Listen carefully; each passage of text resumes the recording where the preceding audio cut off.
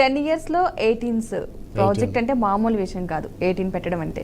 So ఎలా అనిపిస్తుంది? ఎందుకంటే ప్రతి ఒక్కరు కూడా ఒకటి రెండు ప్రాజెక్టులు చేసేసరికి వాటిలో లాభాలు వచ్చాయా, మనం సెటిల్ అయ్యామా లేదని చూస్తారు. మీరు అలా కాకుండా 18 ప్రాజెక్టులు ఇప్పటి వరకు వెంచర్స్ వేశారు అంటే చాలా మామూలు విషయం అయితే కాదు. ఎలా అనిపిస్తుంది? కస్టమర్స్ నుంచి ఫీడ్బ్యాక్ ఏమని వచ్చింది మీకు?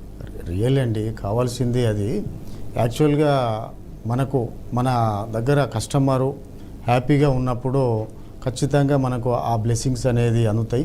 జనరల్గా ఏంటంటే ఒక హార్డ్ అండ్ మనీ ఇన్వెస్ట్మెంట్ చేయడం అనేది చాలా ఎన్ని సంవత్సరాల నుంచి దాన్ని సేవ్ చేసి పోగు చేసి ఒకేసారి ఇన్వెస్ట్ చేయడం అనేది జరుగుతూ ఉన్నది.